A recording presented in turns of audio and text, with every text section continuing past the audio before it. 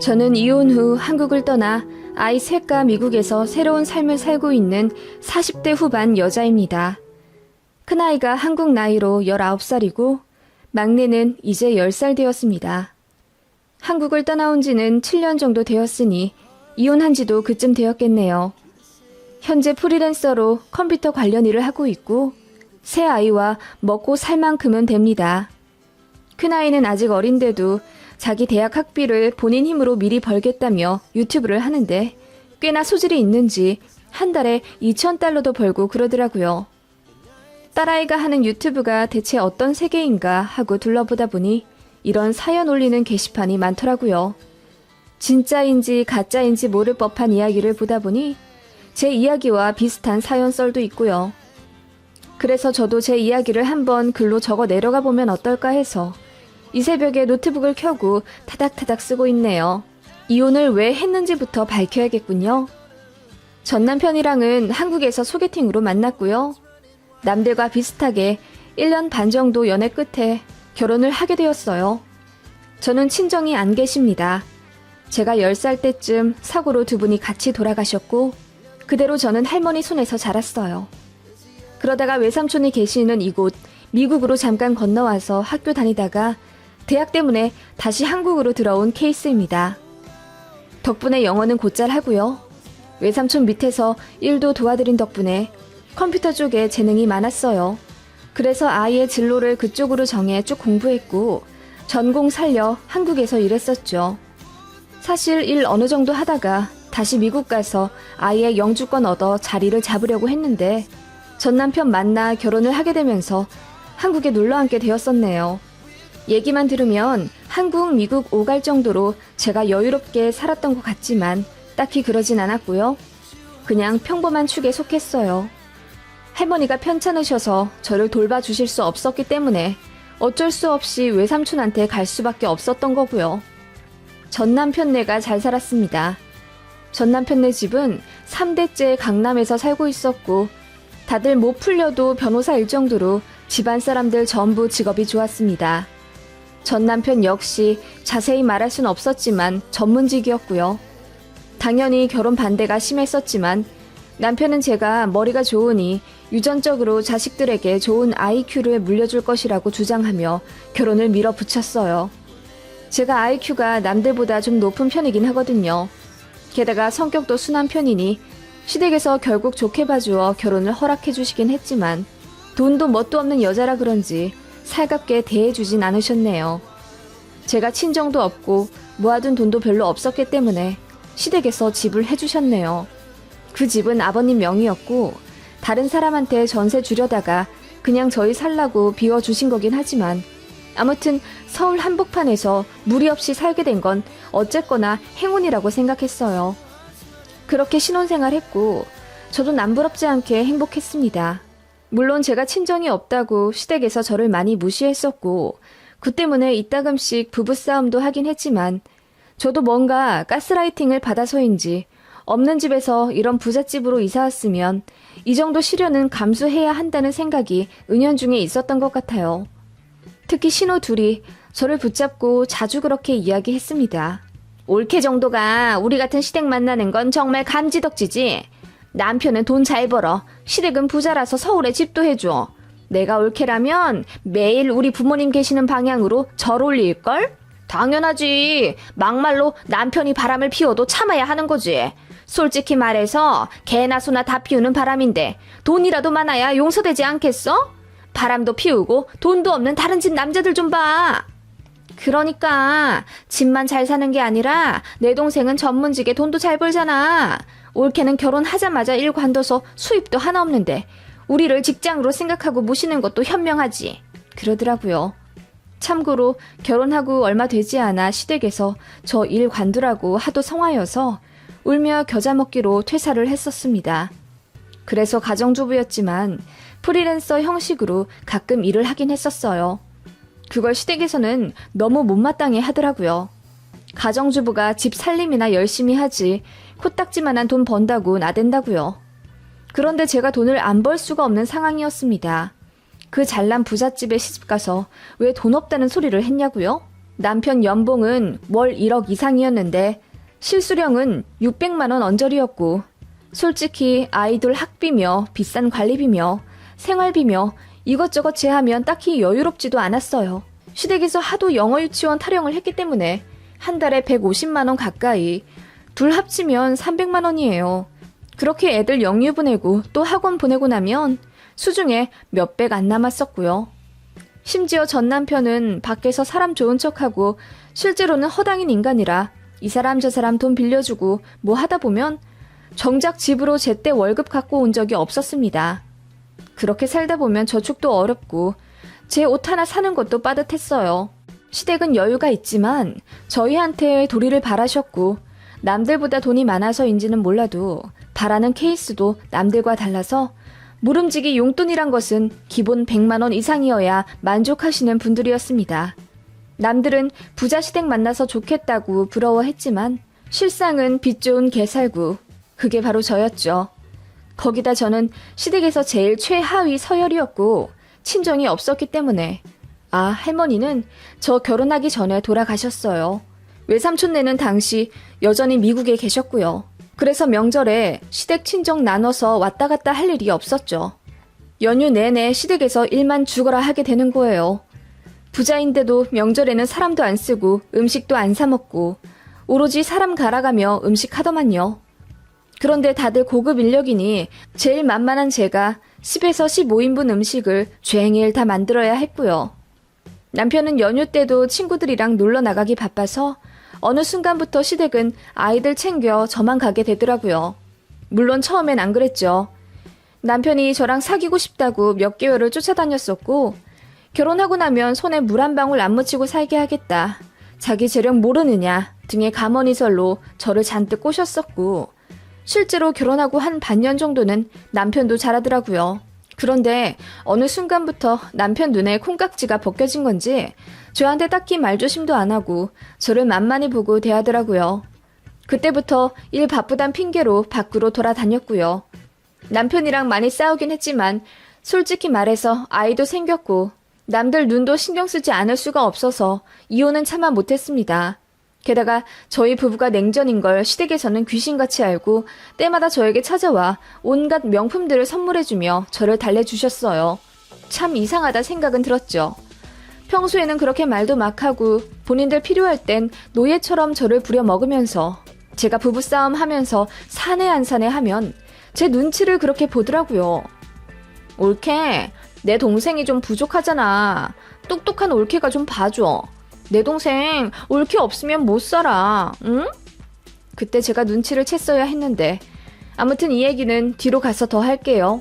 저도 살면 살수록 우울해지기만 하는 결혼 생활에 질리기 시작했던 것 같아요. 아이들은 점점 아빠를 필요로 하는데 아빠란 작자는 사회생활 한다고 밖에 나돌아다니고 저는 시댁에 매여 을처럼 살고 있으니 속물처럼 그래 돈으로라도 보상받으면 그렇게까지 억울하지도 않겠어요. 시댁에서는 집 하나 해줄 뿐 그 어떤 금전적 지원을 더 해주지 않으셨습니다. 애들한테는 물론 잘 해주셨고 나중에 큰애한테는 광주 땅을 줄 거다. 작은애한테는 성남에 있는 건물을 물려줄 거다 라고 하며 핏줄에 대한 애착은 보이셨어요. 그리고 애들한테 돈도 모아주신다면서 통장을 보여주시곤 했는데 그건 어디까지나 시댁 명의 통장이었고요. 정말 놀랍도록 저한테 돈 한 푼 해주기 싫어하시더라고요. 이따금 선물도 명품으로 사주긴 하셨지만 제가 혹시라도 환불할까봐 몇 달을 지켜보시더라고요. 그냥 제 수중에 여윳돈이 생길지도 몰라 전전긍긍하는 걸로 보였습니다. 그래서 제가 프리랜서로 가끔 일해서 버는 비상금도 꼬치꼬치 캐물어가며 어디다 썼는지 남는 돈은 어느 통장에 넣었는지 도가 지나치게 관여하시더라고요. 부잣집은 원래 그런가? 그런 생각도 들었지만 주변의 다른 여자들 보면 오히려 시댁으로부터 외제차 빵빵하게 지원받고 이따금 현금 선물도 1,000만 원씩 받고 그러던데 저희 시댁은 철저하게 저만 소외시키며 돈이 오간다는 느낌이었습니다. 그러면서도 아이를 더 갖기를 원하셨고요. 저는 둘이면 충분하다고 생각했는데 시댁에서는 아들 하나 있는 거 손주들이 많으면 많을수록 좋다고 하시며 셋째부터는 지원 빵빵하게 해줄 테니 무조건 낳으라 하시더군요. 특히 제가 남편이랑 사이가 안 좋다 느껴지면 더 가열차게 압박을 하시며 어서 셋째 가지래도 셋째만 낳아준다면 내가 네 앞으로 서울집 이름도 돌려주마 라는 달콤한 제안까지 하시더라고요. 그렇게 어찌저찌 하다 보니 셋째가 또 생겨버렸습니다. 제가 설마 돈이랑 아파트 때문에 셋째를 가질 리는 없죠. 남편이랑 투닥거리며 싸우긴 했어도 사이 좋을 땐 또 꽤 좋았기 때문에 부부들은 다 이해할 겁니다. 죽일 듯 싸우다가도 화해하고 나면 잠깐 더 애틋해지는 그런 거요. 셋째 생기면 안 될 환경도 아니고 오히려 환영받는 분위기인 터라 그닥 부담 없이 셋째를 낳게 된 겁니다. 시댁에서 정말 좋아하시더군요. 셋째 낳으면 첫째, 둘째 교육비까지 싸그리 다 대준다는 약속도 지키셨고 애들 옷이나 장난감 같은 것도 전부 해주시더군요. 다만 역시나 제 편으로 현금을 보내주시는 것이 아니라 직접 유치원에 입금하고 옷이나 장난감도 직접 사서 전달해주시는 등 철저히 저는 돈 한 푼 못 만지는 시스템으로 애들 지원을 하시더라고요. 게다가 제 앞으로 외제차도 한 대 선물해주셨습니다. 그런데 명의는 역시나 시아버지였어요. 솔직히 말해서 어이가 없긴 했지만 어쨌든 셋째 낳은 이후로 살림이 핀 건 사실이었습니다. 남편이 연차가 늘어 월급도 더 많아지기도 했으니까요. 그리고 셋째가 두 돌만 지나면 기관에 맡기고 저도 일을 시작하려고 알아보고 있었습니다. 그런데 시댁에서 그 사실을 알자마자 저더러 절대 일하지 말라고 난리더군요. 애가 셋이나 있는데 무슨 일이냐면서요. 나중에 애들 대학이랑 결혼 자금까지 싹 대줄 거니까 걱정 말고 저는 쉬라고 하더군요. 저는 이런저런 이유 대가면서 다시 일 시작하고 싶고 내 삶을 찾고 싶다고 했더니 시어머니가 불같이 화를 내며 저희 집까지 찾아오시더군요. 그러더니 제 어깨를 팍 밀면서 네 삶을 찾아? 애를 셋이나 낳아놓고는 무슨 네 삶을 찾겠다는 거니? 잔말 말고 집에서 애나 키워. 너는 그러라고 내가 이 집에 시집 오게 만든 거다. 행여 다른 생각했다가 너 혼날 줄 알아. 라고 하시더군요. 그 말에 저도 반발을 했죠. 그래도 씨알도 안 먹히더군요. 시댁에서는 어쨌거나 제가 일하는 걸 극구 반대했고 제가 취업 나가면 이혼시켜서 애들을 빼앗겠다는 둥 협박도 일삼았습니다.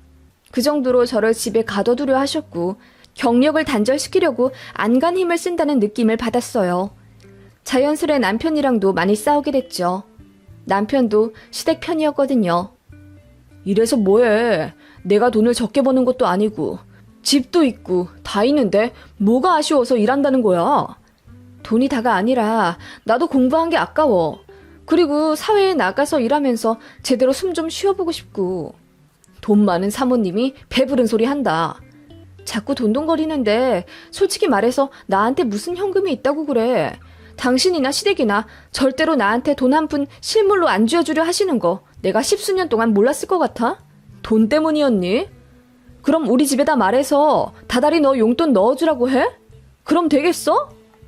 라고 결국 저를 속물로 만들어 버리더라고요. 기가 차면서도 알 수 없는 무력감에 눈물이 줄줄 나오더군요. 제가 제 발등을 찍었다는 생각에 서럽기도 했고요. 그러다가 정말 하늘이 뒤집히는 사실을 알게 되었고 그날 이후로 제 삶은 지옥으로 떨어졌습니다. 언젠가부터 남편이 자꾸 주말마다 집을 비우더라고요. 말로는 출장이라고 하는데 알아보니 타 지역 업무는 없었습니다. 이상해서 뒤를 캐보니 남편이 모 지방 도시에 자주 들락날락거리는 걸 알게 됐어요. 카드 내역서를 단 한 번도 저에게 공개하지 않아서 볼 수가 없었는데 작정하고 찾아보니 주말 하루 정도는 그 지역에서 생활하더라고요. 주유도 마트도 하다못해 담배 사는 것도 전부 그 지역 어느 동네에서 하더군요.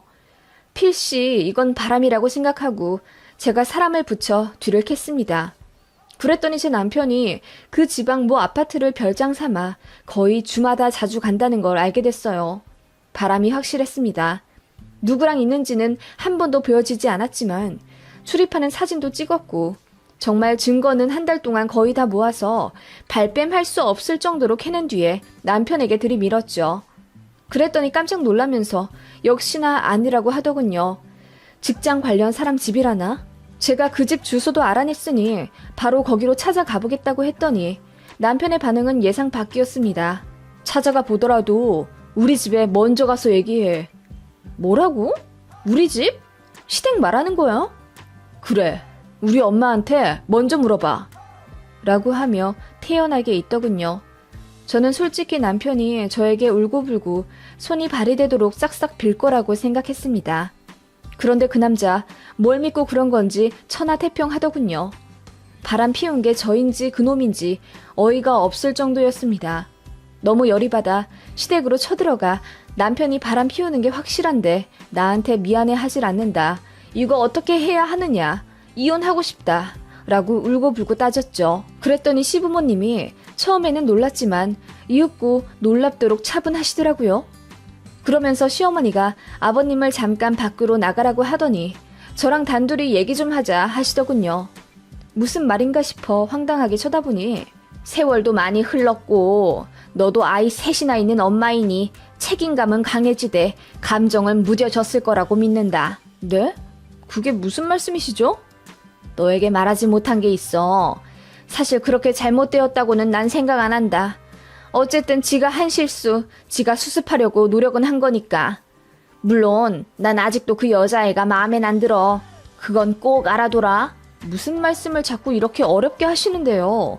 그 여자애라뇨? 어머님은 알고 계셨단 말이에요? 네 남편한테 사생아가 있어. 네? 눈앞이 노래진다는 게 무슨 뜻인지 알겠더라고요. 그 말 듣자마자 그냥 세상이 아득하게 느껴졌습니다. 어머님은 차분한 얼굴과 말투로 제 남편이 저 첫째 가졌을 때쯤 어떤 철모르는 여자애를 만났고 순간의 실수로 임신이 되어 버렸다고 하더군요. 그런데 상대방이 아이를 지우지 않고 버텼다고 합니다. 그래서 결국 지방에 가서 아이를 낳았고 아이를 빌미로 돈을 자꾸 요구했대요.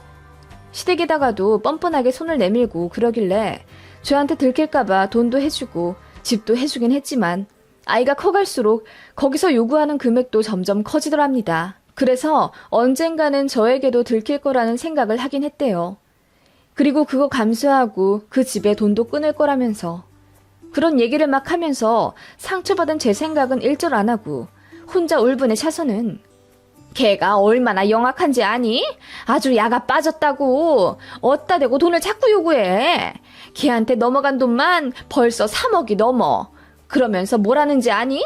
지 딸은 국제학교 보낼 거라면서 이제 교육비까지 요구한다? 왜 본처 자식들만 영어 유치원 보내고 달마다 학원비로 몇백씩 지원해주냐면서 지 딸도 잘 가르쳐달라 대놓고 요구하더라. 어이가 없어서. 라고 하시더군요. 글쎄, 지 딸한테 원하는 만큼 안 해주면 너한테 찾아가서 다 이르겠다는 거야. 내가 어이가 없어서. 그래서 해볼 테면 해보라고 했지. 어디서 굴러먹은 게 감히? 그렇게 시모는 전혀 제 심정을 생각지도 않은 것 같았어요. 제가 지금 무슨 소리를 하고 있는 거냐니까 시모는 자기도 참을 만큼 참았다면서 그 여자애한테 더는 돈 주기 싫었고 그래서 조만간 저한테 알리려고 했던 참이라면서 차라리 잘됐다. 이 기회에 너도 알 건 알거라. 라고 하시는 거예요. 그러더니 이제 이런 걸로 속상해할 나이는 지나지 않았냐면서 저더러 현실을 좀 깨달으래요. 애가 셋이나 있고 저는 시댁 재력 말고는 가진 능력도 없는데 이제 와서 무슨 결정을 내리겠냐며 어차피 이혼도 못할 거면 괜히 힘쓰지 말자고 하시더군요. 그 말에 기가 차서 말도 안 나왔습니다. 제가 그렇게 공허한 눈빛으로 시모를 바라보는 동안 단 한 번의 사과도 없었습니다. 그저 그 집에 돈 들어가는 게 아까웠다는 말, 앞으로는 거기 돈 안 줘도 돼서 속이 시원하다는 말, 차라리 잘 됐다고 진작 말할 걸 그랬다며 수지 타산이 안 맞는다는 악마도 울고 갈 법한 말을 그렇게 눈 하나 깜짝 안고 하시더군요. 그때 저는 알았습니다. 아니, 진작 알았지만 이제야 제대로 깨달았던 것 같아요. 저는 이 집에서 존재 가치가 없었습니다. 사고친 자기 아들의 배우자이고 소중한 손자들의 보호자일 뿐 배려도 생각도 해줄 필요가 없는 반려동물보다 못한 존재였던 겁니다. 저는 이런 집에서 뭐하러 동동거리며 며느리 노릇하고 있었을까요? 아마도 제가 가족이 없기 때문이었겠죠? 말로는 아니라고 했지만 저는 뼛속부터 외로운 사람이었고 소속되지 못했다는 공허함이 있었던 것 같아요. 그걸 제가 선택한 가정 안에 머물면서 채워나가려고 했던 거고요. 시댁 식구들로부터 십수년간 가스라이팅 받았던 것도 아마 무시 못했을 겁니다. 제가 그대로 일어나 밖을 나가려고 하니 시모가 제 어깨를 다급히 잡으며 어딜 가냐고 물으시더군요. 그래서 제가 이혼하러요 라고 한마디 했더니 기가 찬 듯 웃으시더군요. 네가 무슨 수로? 내가 그래서 사실대로 다 얘기했잖니. 말은 끝까지 들어보고 가야지. 우리가 너한테 보상 하나 안 해주겠니? 건물 원해? 아님 땅? 말만 해라. 원하는 금액에 맞춰줄 테니까. 이혼은 무슨, 내 손자들이 받을 상처는 생각도 안 하니? 그러니까 네가 철이 없다는 거야.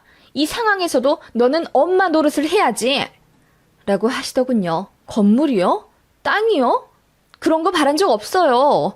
저는 정상적인 가정에서 행복하길 원했지 사생아 딸린 한 치석도 모르는 남편이랑 살맛대며 수십 년 살 생각 전혀 없어요. 게다가 당신들부터 정상이 아닌데 저한테 무슨 며느리 노릇을 바라세요? 라고 결혼 후 처음으로 제대로 되들었던 기억이 납니다. 그러자 시모가 얼굴이 벌개지며 잔뜩 당황한 티를 내시더니 너 이혼하면 내 손주들은 절대 못 데려간다. 너 걔네들 버리면서까지 이혼할 수 있어? 라고 하더군요. 그 말에 마지막 남은 이성마저 끊긴 채 소리를 바락바락 질러가며 미친 소리 그만하라고 했어요. 그랬더니 저더러 정신과를 가보라더군요. 제정신 아닌 것 같으니 애들 자기한테 보내고 저 혼자 집 나가라고요. 더 말 섞을 가치도 없었습니다. 저는 그대로 변호사에게 찾아갔습니다. 변호사는 어떻게든 혹여 불법이라고 한들 최대한 증거를 모으는 게 이 진흙탕 싸움에서 이기는 방법이라고 하며 그 상간녀와 대면을 해보라 하더군요. 진짜 고민 많이 했지만 결국 찾아갔습니다. 제가 상간녀 소송 안 거는 조건으로 모든 일들 다 사실대로 말하라고 했어요. 그 여자는 제가 첫 아이 임신했을 때 만나 바람핀 상대였더라고요. 제가 첫 아이 키우면서 정신없을 때 그렇게 밖에서 딴짓을 했었나 보더라고요. 그리고 제가 둘째 가져서 만삭일 때 남편의 상간녀도 임신을 했었고요. 지우라고 했는데 여자가 버티는 통에 헤어졌다고 하더군요. 그런데 아이 낳고 몇 년 지나 다시 만나게 되었다면서 그렇게 두 집 살림을 몇 년 동안 했다고 하더군요. 남편이 다른 사람에게 빌려줬다던 돈들은 전부 그 여자한테 갔던 거고요. 제 남편의 사생아는 제 둘째와 동갑이었습니다. 너무 충격이더군요. 그러면서 저한테 미안하다고 사과하며 울더라고요. 남편이 바람 피운 거 알게 된 이후로 처음으로 듣게 되는 미안하다는 소리였습니다. 남편도 시부모도 신우들도 저에게 일절하지 않았던 사과, 그걸 상간녀에게 듣게 되니 그 심정은 이루 표현할 길이 없었네요. 그제야 모든 실마리가 풀리는 듯 했습니다. 남편에게 사생아가 태어나자 본인 부모님이랑 누나들에게 알려 도움을 요청했던 거죠. 사실 알게 된 시댁은 지 아들이 이혼남 되고 상간녀에게 인생 저당 잡힐까봐 제 발목을 어떻게든 잘라버리려고 일도 못하게 하고 혹여라도 들켰다가 제가 바로 새 출발할까봐 아예 딴 주머니도 못 차게 했던 겁니다. 그래서 셋째 타령을 그렇게도 했던 거죠. 셋째까지 낳고 나면 제가 그대로 주저앉아 버릴 거라고 생각했던 거죠.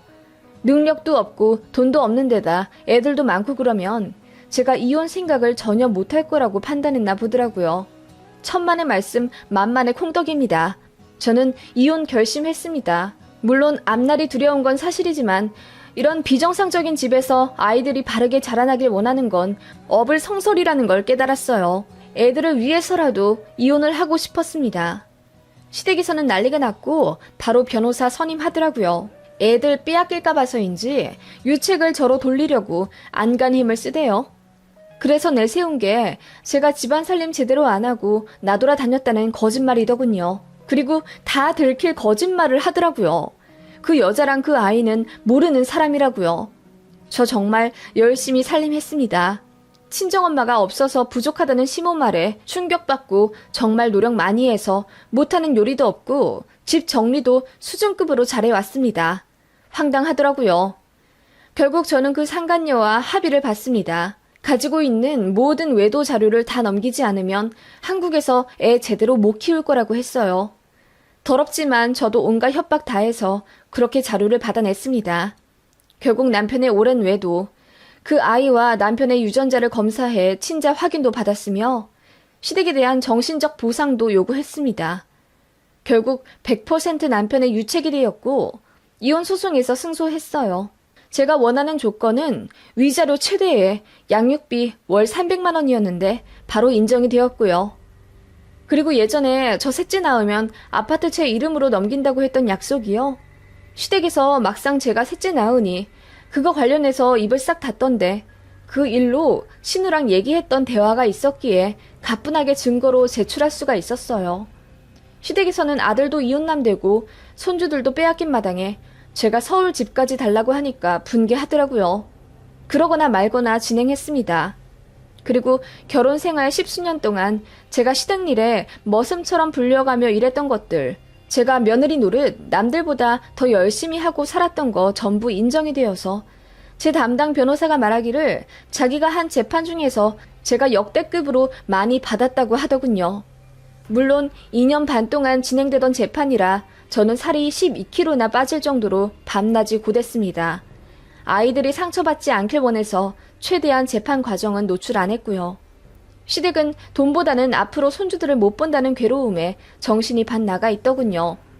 저를 만만히 보고 사과 한마디 안 했던 그들인데 저한테 제대로 당하니까 미칠 지경이겠죠.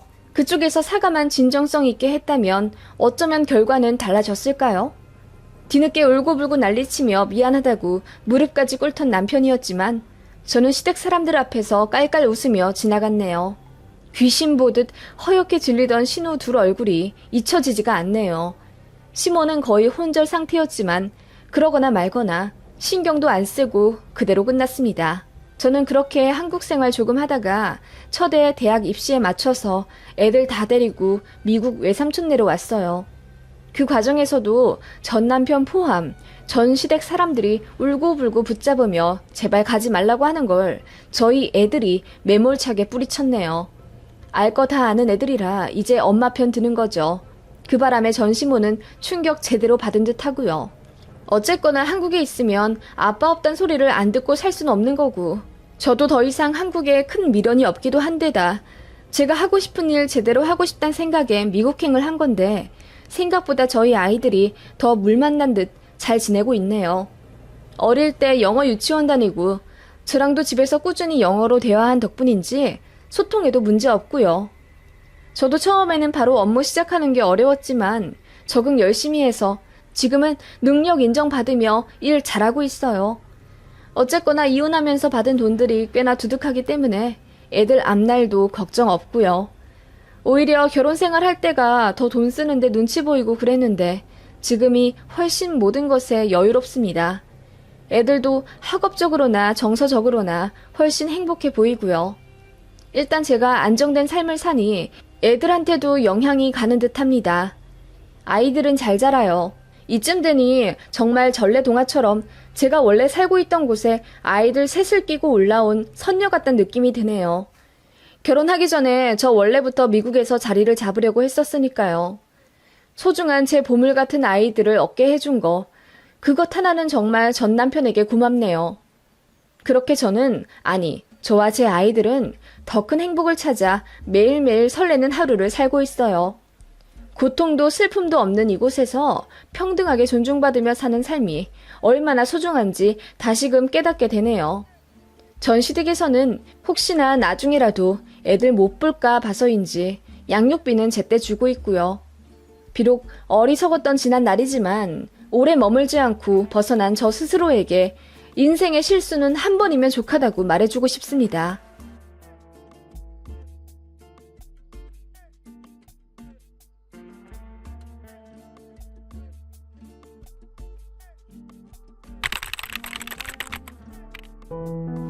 안녕하세요. 저는 지금 결혼을 앞두고 있습니다. 너무 좋은 남자와 자상하고 푸근한 예비시댁 만나서 행복한 미래를 꿈꾸며 결혼을 준비하고 있어요. 이렇게 되기까지 한 번의 아픈 상처를 겪은 바가 있습니다. 한 번 파혼을 했던 경력이 있는데요. 물론 이 점에 대해서는 지금의 예비신랑과 예비시댁도 잘 알고 계세요.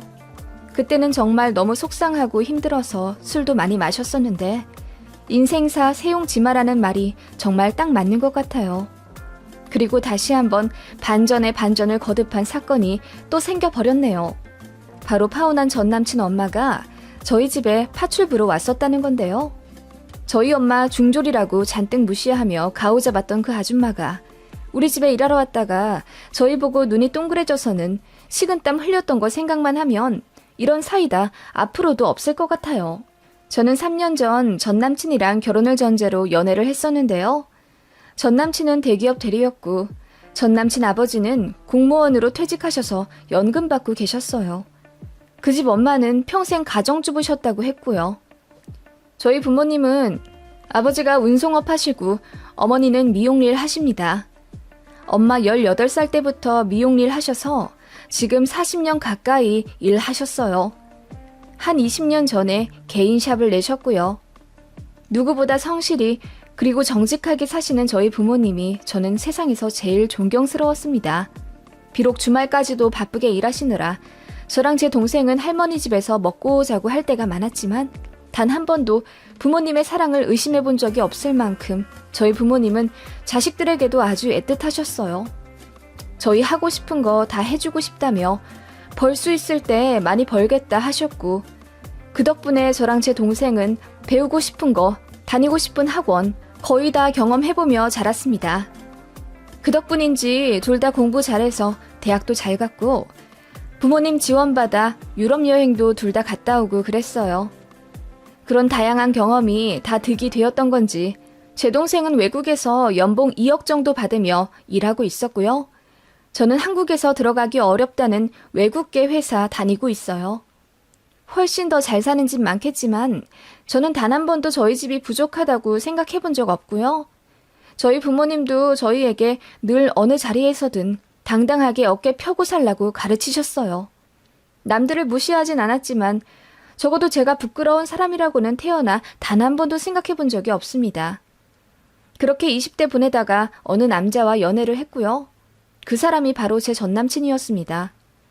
그냥 보통의 연인들처럼 사랑했고 2, 3년 사귀며 서로 결혼 얘기도 자연스레 나왔죠. 전남친이 자상하고 착했던 건 부정할 수 없는 사실입니다. 믿음직스럽지 않은 사람과 미래를 꿈꿀 리는 없으니까요. 하지만 그 아줌마, 아니 전 예비시모는 진짜 제가 만나본 사람 중 최악이었어요. 인사차 식사 자리를 만들어 처음으로 그 전남친 부모와 만났던 날이었습니다. 제 얼굴을 보자마자 사진이랑 많이 다르네? 하시더군요.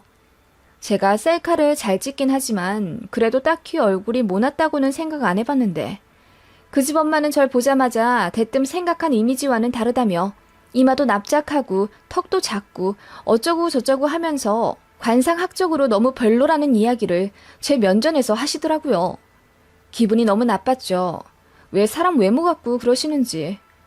그것뿐만이 아니라 저희 집안 분위기에 대해 꼬치꼬치 묻더군요. 아버지 어머니 연세를 여쭙길래 아빠가 엄마보다 3살 어리다라고 했더니 기함을 하면서 그럼 엄마가 아빠 잔뜩 무시하면서 사셨겠네? 에그머니나 보고 자란 게 그런 걸 텐데 어떻게 우리 아들을 그런 집에 장가 보낼꼬? 하시더라고요.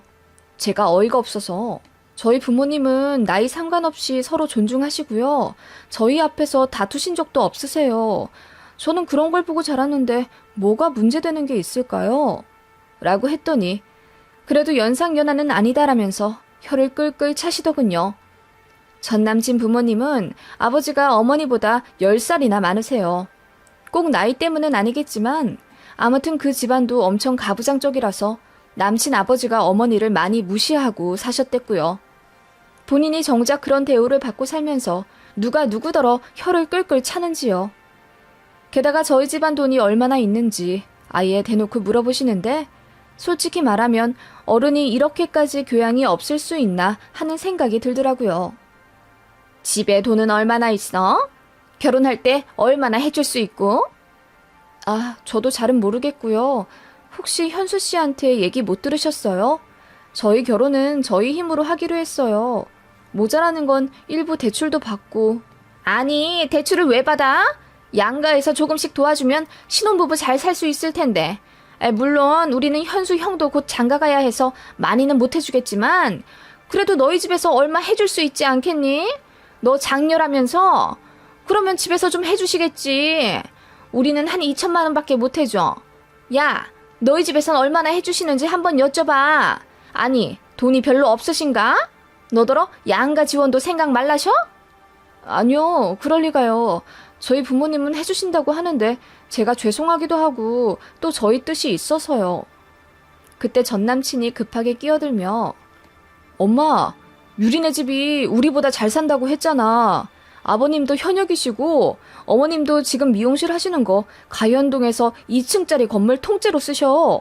얼마나 잘 되시는데. 그냥 지원 상관없이 우리가 알아서 살고 싶다는 거야. 독립하는 거니까. 그래? 그건 내가 얘기를 제대로 못 들었나 보다. 뭐 얘가 잘 살면 얼마나 잘 산다고.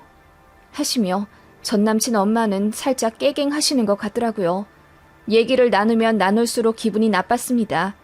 예의도 없고 말끝마다 야, 너 하시는 게 전혀 저를 존중한다는 느낌을 못 받았거든요. 전 남친도 본인 어머니가 부끄럽긴 한지 계속 똥 마려운 강아지 마냥 안절부절 못하더라고요. 그렇게 저 역시 씹은 얼굴로 표정 관리 못하며 식사를 하고 있는데 전 남친 엄마가 이번엔 저희 부모님 학력을 물으시더군요. 네, 저희 아버지는 고등학교 나오셨고 엄마는 집안 사정 때문에 중학교만 졸업하고 바로 취업을. 뭐라고? 중졸? 엄마가 중졸이시라고? 전 예비 시모는 갑자기 눈이 번쩍 뜨이며 건수 잡았다는 듯한 표정으로 깔깔 웃으시더라고요. 아니, 세상에 요즘에 무슨 중졸이 다 있어? 너희 외가 엄청 가난하셨나 보다. 세상에 어떻게 자식을 고등학교도 안 보내셔? 아니, 중졸 치고 그럼 되게 성공하신 거다. 2층짜리 미용실 원장이 다 되셨네. 라고 하시는데 저는 너무 기분이 나빠서 더 대꾸하고 싶지도 않았어요. 제 표정이 급격히 어두워지니 전 남친은 급하게 자리를 파했습니다. 그날 집에 오는 길에 전 남친이랑 엄청 싸웠네요. 제가 그런 분은 내 시어머니로 모시고 싶지가 않다고 파혼하고 싶다고 하니 전 남친이 엉엉 울면서 엄청 매달렸어요. 냉전이 거의 3달 지속되었는데 그 기간 내내 저에게 무릎 꿇고 빌었으니 말이에요. 말로는 저랑 결혼하면 자기 엄마랑 통화도 안 하고 1년에 한두 번만 만나게 하겠다고 호언장담을 했지만 저는 믿지 않았어요. 이미 결혼 생각이 많이 없어진 상태였습니다. 제가 집에다가는 차마 예비 시모가 엄마 중졸이라고 잔뜩 무시하더라 어쩐다 말을 못하겠더라고요. 엄마 상처받을까 봐서요. 그래서 그냥 결혼하기 싫어. 현수 씨 엄마 이상해. 별로야. 라고 얼머무리며 자세히는 말 못하겠지만 결혼하기 싫다고 했어요. 그런데 저희 부모님이 제 전 남친을 정말 마음에 들어 하셨습니다. 그 사람이 되게 잘했거든요. 그 남자는 괜찮다고 했잖아요. 순하고 착했어요.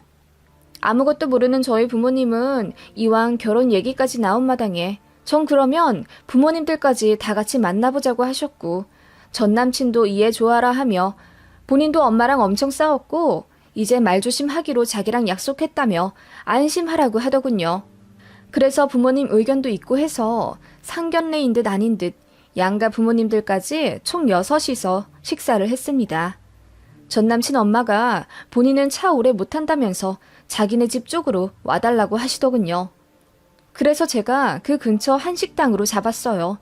솔직히 그것부터 저는 빈정상했습니다. 차를 오래 못 타긴 무슨. 전 남친 엄마는 주말마다 지인들이랑 등산 다니느라 전국을 돌아다니시는 분이거든요. 기선제압인지 꼬라지 부리는 건지. 아무튼 그때부터 심상치 않단 생각이 들었어요. 어쨌든 양가 부모님들 첫 대면에서는 서로 하하호호하며 분위기 좋았습니다. 그런데 전 남친 엄마가 저희 엄마 보고 이러시더라고요.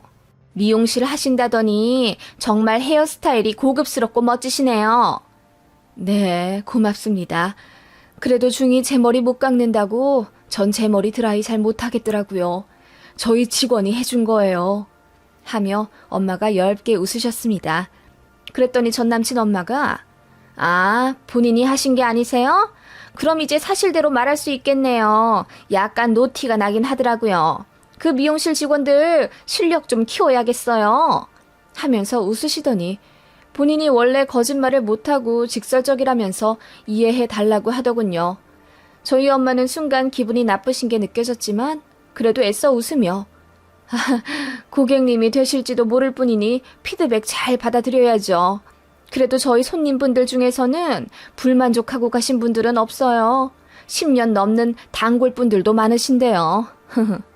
라고 하시니 전 남친 엄마가 미용실이 다 그렇죠. 그냥 얘기하러 가는 거 아닌가요? 머리 자르고 뽑고 하는데 뭔 그리 대단한 스킬이 필요하다고 하시며 또 깎아내리는 말을 하더라고요. 저희 엄마는 그때부터 거의 입을 다무셨습니다. 아버지도 헛기침을 하며 언짢으신 티를 내셨고요. 전 남친은 때마다 본인 어머니에게 엄마, 무슨 말을 그렇게 해? 어머님 미용실 얼마나 실력 있는데. 인터넷에 쳐봐. 평도 다 좋아. 나도 거기서 머리 몇 번 자른 적이 있는데 엄마 기억하시잖아요. 잘 잘랐다고 칭찬하셨을 땐 언제고. 라고 하니 전 남친 엄마가 그냥 우물쭈물 하시더군요. 그때부터 이미 속으로 정하셨대요. 이 집에 우리 딸 절대 시집 보내면 안 되겠다고요. 어쨌든 자리가 자리인 만큼 적당히 마무리하고 끝내자는 생각으로 앉아있는데 전 남친이 분위기 살린답시고 맥주도 시키고 그랬지만 별 소용 없었습니다. 전 남친의 아버지는 거의 한마디도 안 하셨고요. 그러다가 전 남친 엄마가 드디어 돈 얘기를 꺼내시더군요. 자식들 결혼시키는데 정말 한 푼도 안 보태실 거냐고요. 그래서 저희 엄마가 마음 같아서는 해줄 수 있는 만큼 해주고 싶은데 딸이 극구 사양한다고 이야기해 주셨어요. 그랬더니 얼마나 해줄 수 있으시냐고 거기서 물으시더군요. 그래서 저희 엄마가 어떻게 그걸 전부 다 까발릴 수 있겠냐며 현수 쪽에서는 얼마 생각하시냐고 물으셨어요. 엄마도 기분이 나쁘신 게 티가 나는 질문이었죠.